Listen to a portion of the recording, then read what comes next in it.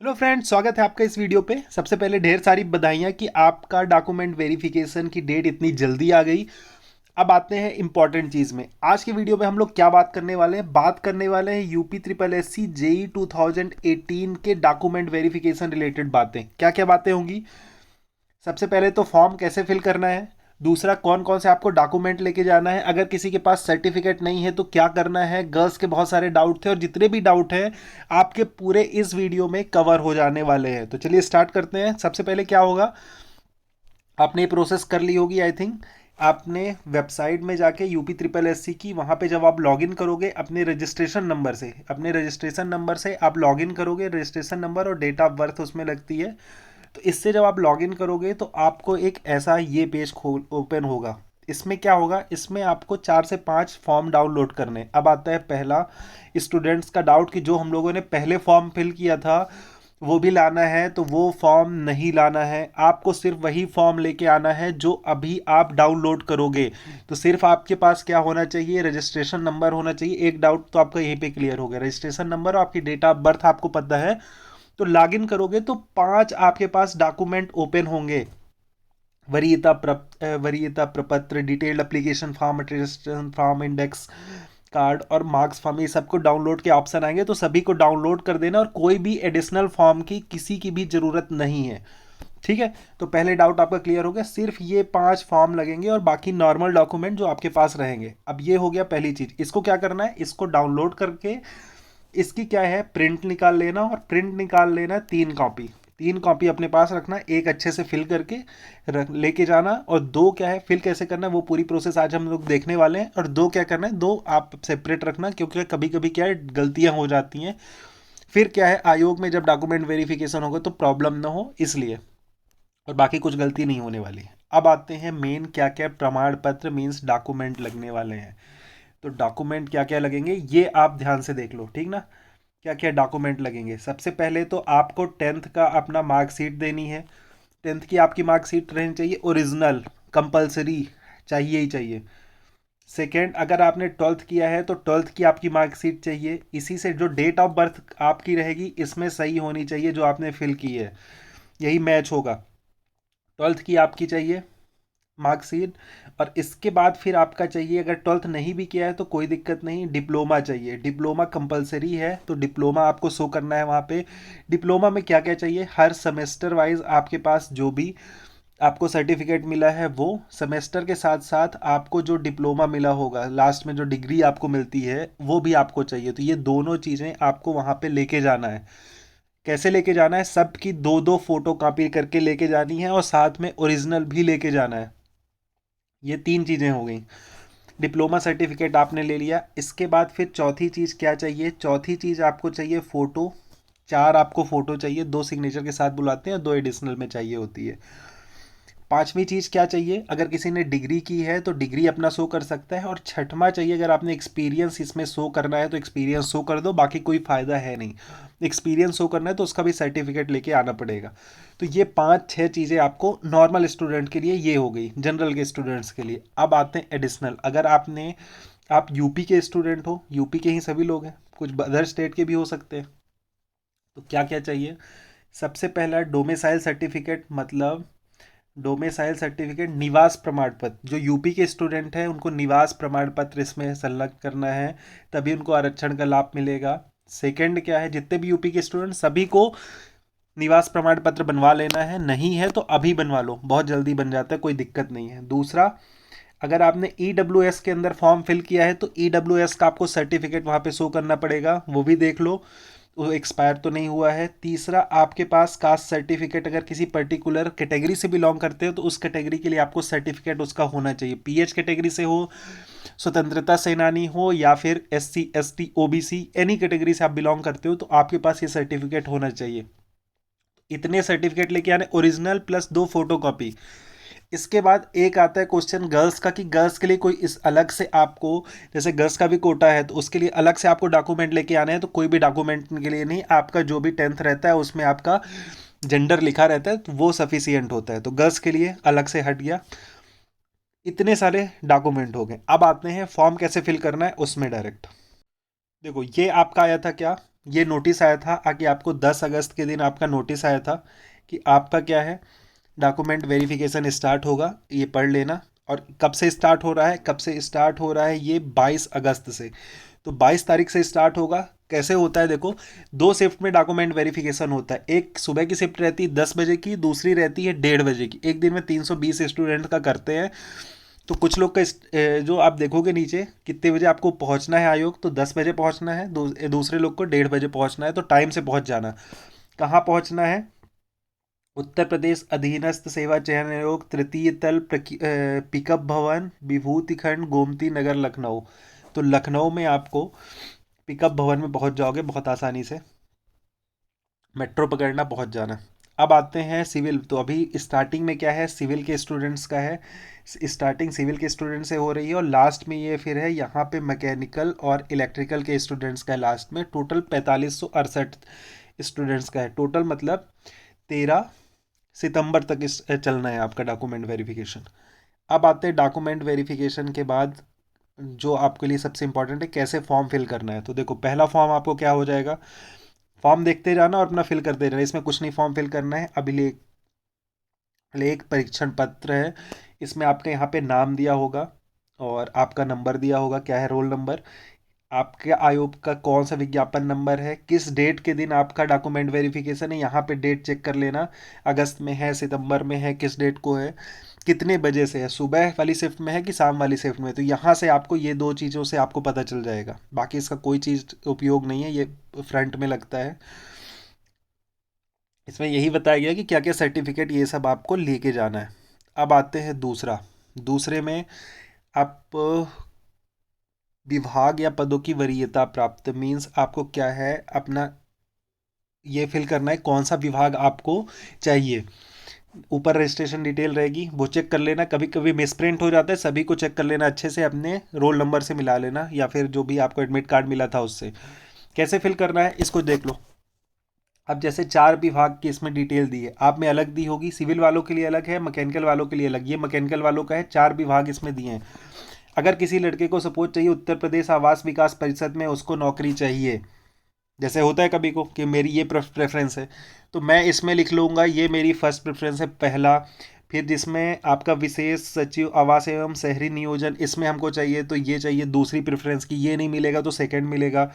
फिर निदेशक स्थानीय निकाय उत्तर प्रदेश लखनऊ, अगर तो यहाँ पे हमारा हो जाएगा मुख्य अभियंता, या फिर लघु सिंचाई विभाग में तो चौथा हो जाएगा। तो जिस क्रम में आपको चाहिए, जिस भी वैकेंसी में आप जो भी पर्टिकुलर पोस्ट में आप चाहते हो कि मुझे सबसे अच्छा वो लग रहा है, तो वहाँ पे आप फर्स्ट पर लो, इसके बाद सेकंड, थर्ड, फोर्थ, इसलिए इस तरह भर देना। अगर आपके नंबर अच्छे हैं तो जो आपने प्रेफरेंस भरा है वो आपको मिल जाएगा। अगर नंबर कम है तो उसके बाद फिर लिस्ट आपकी दूसरे की प्रेफरेंस जो बचते जाएंगे उसके बाद आपको मिलेगा। तो ये हो गया।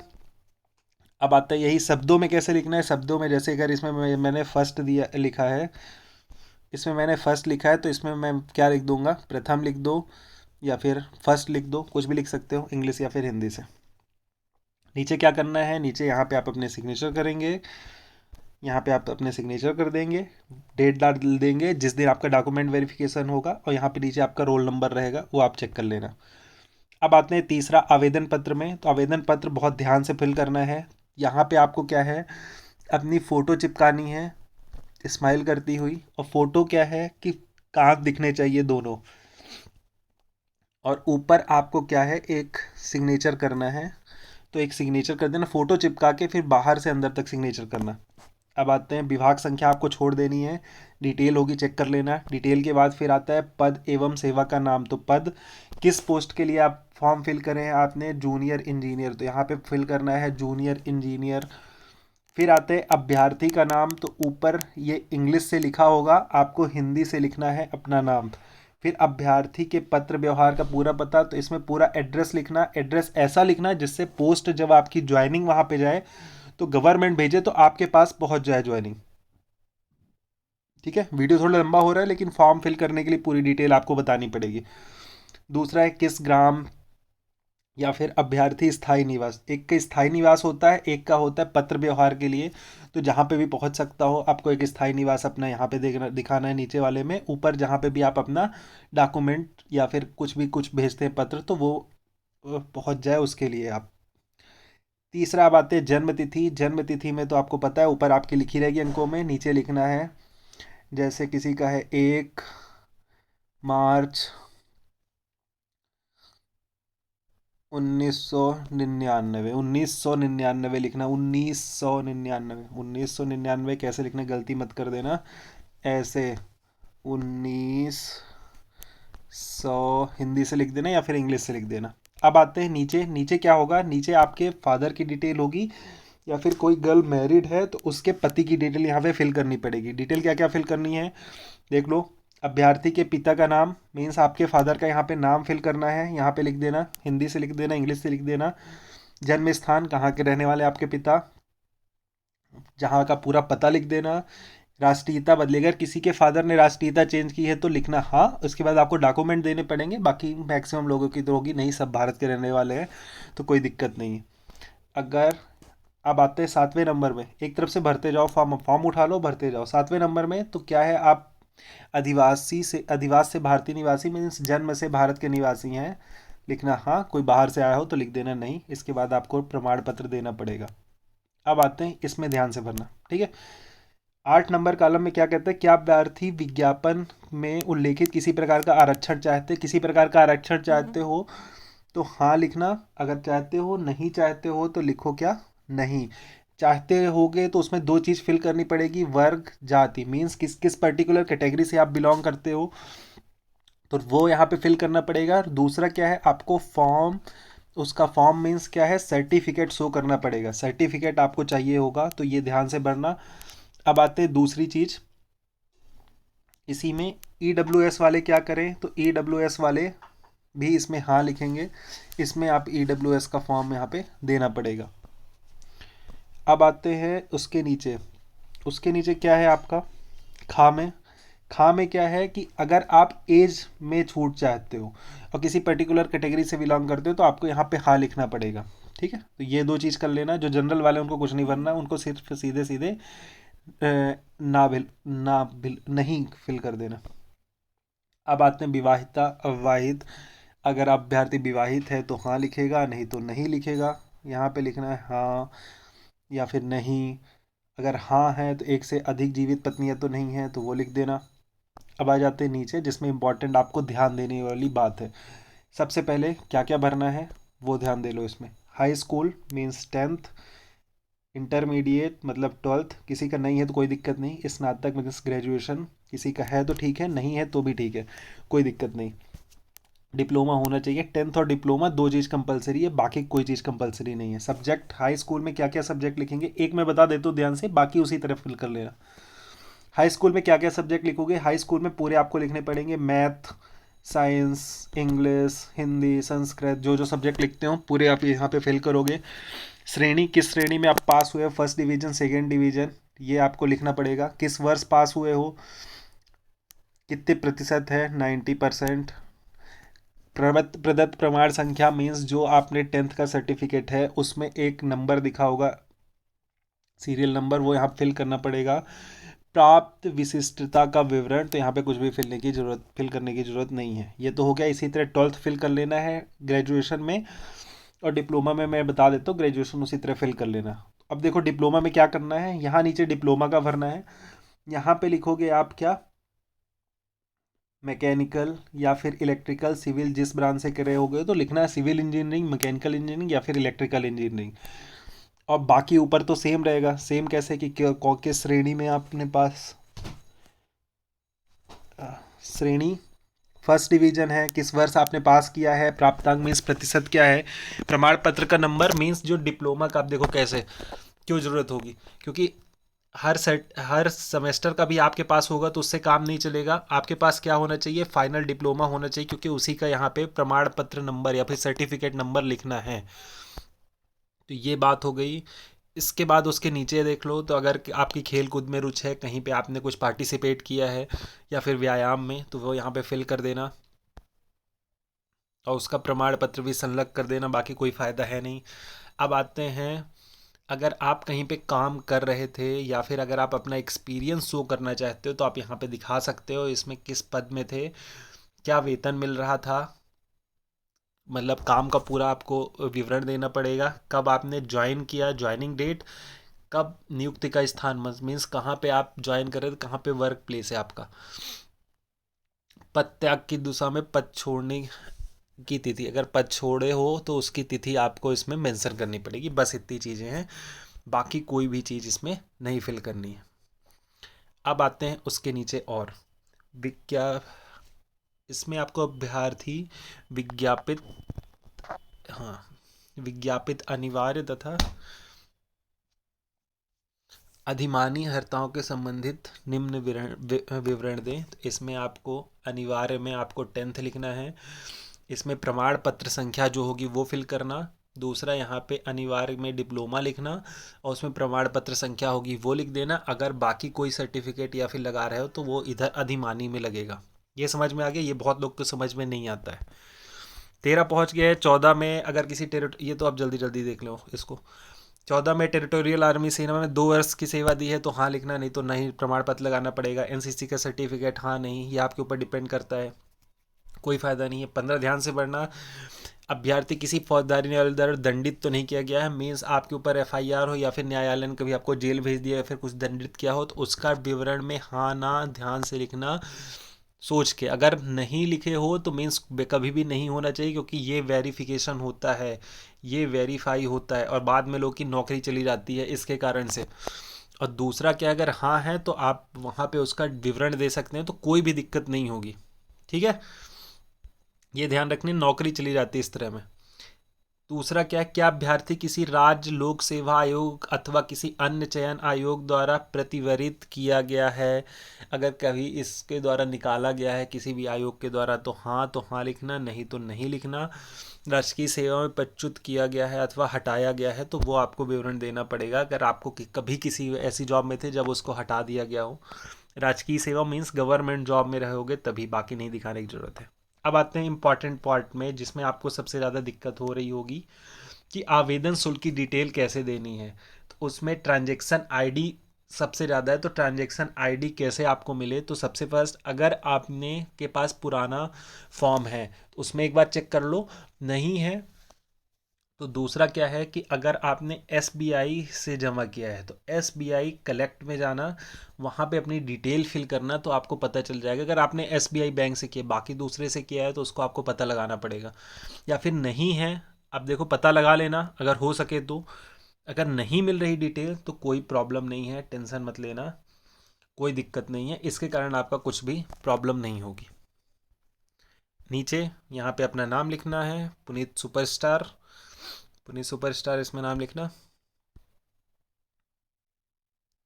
क्या नाम लिखना है, पुनीत सुपरस्टार।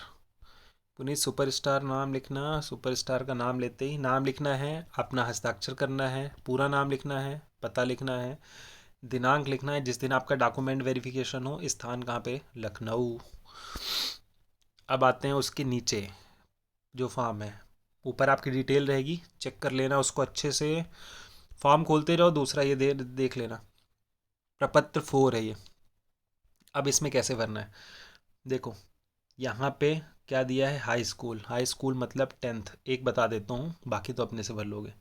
ये है आपका 10th, इसमें आपने हिंदी अंग्रेजी गणित तो होगी ही आपकी, बाकी कोई भी सब्जेक्ट और भी हैं जैसे साइंस है, सोशल साइंस है, संस्कृत है, तो ये आप यहाँ पे लिख लोगे। जैसे साइंस, सोशल साइंस, संस्कृत यहाँ पे आपने लिख लिया। फिर कितने नंबर प्राप्तांक है, कितना पूर्णांक।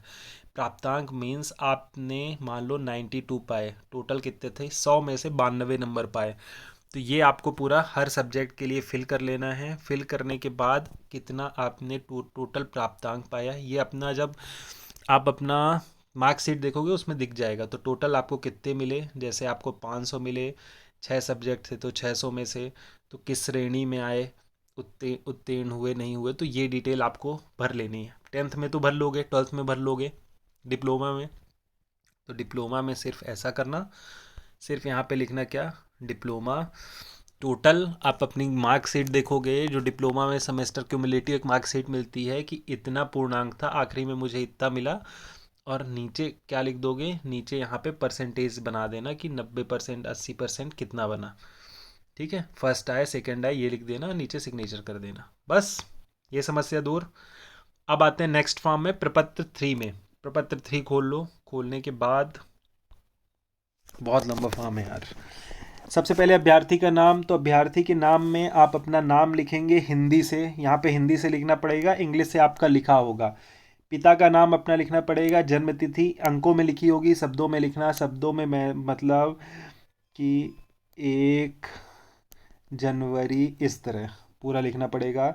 स्थाई पता मीन्स जहाँ का आपका परमानेंट निवास है, तो वो लिखना पड़ेगा। पत्र व्यवहार मतलब जहाँ पे आप अपना पत्र मंगवाना चाहते हो तो वो पता लिखना पड़ेगा। सेवा तथा पद का नाम जिसके लिए आवेदन कर रहे हैं, तो आप किसके लिए कर रहे हैं, जूनियर इंजीनियर पोस्ट के लिए। ठीक है। क्या आप अनुसूचित जाति, जनजाति, अन्य पिछड़ा, स्वतंत्र संग्राम या फिर किसी में आप बिलोंग करते हैं तो यहाँ पे लिख देना, और अपनी जाति यहाँ पे लिख देना उस केस में। ठीक है। बाकी जनरल वालों को ये छोड़ देना है, एन ए कर देना है। अब आते हैं परीक्षा जिसमें उत्तीर्ण हो, विषय जो परीक्षा के लिए हो, उत्तीर्ण परीक्षा का अनुक्रमांक, वर्ष और श्रेणी। इसमें आपको लिखना है, फिर वही सेम फॉर्म फिर से फिल करना पड़ेगा। 10th, डिप्लोमा, ग्रेजुएशन, 12th जो है सब फॉर्म फिल करना पड़ेगा। विषय यहाँ पे लिख देना ऑल सब्जेक्ट। डिप्लोमा में लिख देना जैसे मैकेनिकल, इलेक्ट्रिकल, सिविल जो भी आपका हो। इसी तरह डिग्री में भी लिख देना उत्तीर्ण परीक्षा का अनुक्रमांक। अनुक्रमांक मतलब वहाँ पे दिया होगा आपके सर्टिफिकेट में, तो सर्टिफिकेट का यहाँ पे अनुक्रमांक लिखना। डिप्लोमा में आपको जो डिप्लोमा के सीरियल नंबर दिया होगा या फिर आपका जो रोल नंबर जो रहेगा वो आप लिखना। और डिग्री में भी वही करना पड़ेगा। किस वर्ष आपने पास किया वो लिखना है, कौन सी श्रेणी, फर्स्ट, सेकंड, थर्ड, ये यहाँ पे लिखना है। इसी तरह इसमें आपको डिटेल देनी है। डिटेल किसकी देनी है, आपने की वर्तमान नियुक्ति का प्रकार, मीन्स आपका एक्सपीरियंस कहीं पे कंपनी में वर्क कर रहे हो तो वो पूरी डिटेल यहाँ पे फिल करनी पड़ेगी। तो ये हो गई एक चीज़।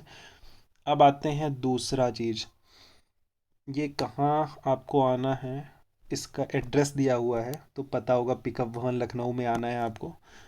अब आते हैं नीचे, अटेस्टेशन फॉर्म में क्या क्या फिल करना है तो वो भी देख लो।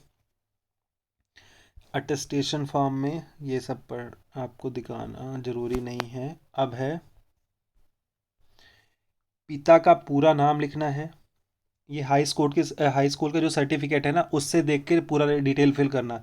माता का पूरा नाम लिखना, राष्ट्रीयता लिख लेना, पिता की, पति की, माता की, पत्नी की अगर हैं तो ठीक है, नहीं है तो एन कर देना।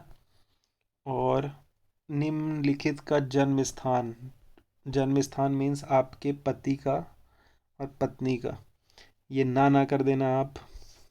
स्थायी निवास का पूरा पता मीन्स आपको फुल एड्रेस लिखना है जहाँ पे आपका क्या है, पोस्ट आ सके। स्थायी निवास पाकिस्तान से आया हो तो वो लिख देना। वर्तमान पत्र व्यवहार का पता मीन्स अगर स्थायी निवास पत्र व्यवहार का पता दूसरा है तो पत्र व्यवहार का पता लिख देना दूसरा, जहाँ पे भी आप अपना पोस्ट मंगवाना चाहते हो। जन्म तिथि, जन्म की तारीख अंकों या शब्दों में, तथा शब्दों में, अंकों में लिखा होगा, शब्दों में तुमको लिखना पड़ेगा। शैक्षणिक योग्यता 15 साल के बाद जो जो आपने पढ़ाई की है वो डिटेल यहाँ पे फिल करनी पड़ेगी। तो क्या क्या फिल करनी पड़ेगी, स्थान, स्कूल अथवा कॉलेज में व्यतीत किए गए वर्ष दिए जाते हैं, 10वीं, 12वीं, डिप्लोमा, डिग्री, कब आपने प्रवेश किया, कब छोड़ा, कब प्रवेश किया, कब छोड़ा, कब प्रवेश किया, कब छोड़ा, परीक्षाएं जो पास की हों वो लिखना। अब आते हैं और नीचे, तो जो एक्सपीरियंस शो करते हैं वो अपना फॉर्म देख लेंगे। अपने कंपनी का विवरण कब से कब तक काम किए वो काम कर लेंगे। जिसने नहीं किया है, जो एक्सपीरियंस होल्डर नहीं है वो, उसमें कुछ करने की ज़रूरत नहीं है, वो खाली छोड़ देना। अब आ जाते हैं, न्यायालय द्वारा अपराध के लिए गिरफ्तार या वियोजन किया गया है, यस कर देना या फिर ना कर देना, अगर जो जैसा है आपको। किसी को कभी न्यायालय द्वारा दंड दिया गया है तो यहाँ पे कुछ भरने की ज़रूरत नहीं पड़ती, ना ही यहाँ पे आपको करना है। अब आ जाते हैं नीचे। नीचे क्या, हस्ताक्षर, पूरा नाम, पूरा पता, दिनांक और स्थान, स्थान कहाँ, लखनऊ। और कुल मिला के ये फॉर्म आपका पूरा हो जाता है। तो बहुत लंबा फॉर्म है, बहुत लंबा वीडियो हो गया है। आई थिंक आपको पूरा समझ में आ गया है। अब अगर कोई भी डाउट है तो आप नीचे कमेंट कर देना, मैं उसकी डिटेल आपको कर दूंगा। कोई भी डाउट हो किसी भी तरीके का हो, सभी के आपको, हाँ फॉर्म के लिए एक तो डाउट था था लड़कों का, हाँ सर्टिफिकेट आपको सभी लेके जाने हैं, ओरिजिनल लेके जाने हैं, प्लस 2 फोटोकॉपी लेके जानी है। इसकी 3 फोटोकॉपी आप करवा लेना, रख लेना। एक को भर के लेके जाना, बाकी 2 रखे रहना, अगर कुछ ज़रूरत पड़ेगी तो वहाँ पे हो जाएगा आपका। बाकी कोई भी दिक्कत हो नीचे कमेंट करो, आपको आंसर मिल जाएगा। ओके, कांग्रेचुलेसन्स कि बहुत जल्दी आपका डॉक्यूमेंट वेरिफिकेशन हो रहा है। नीचे कमेंट कर देना अगर कोई भी दिक्कत हो रही हो।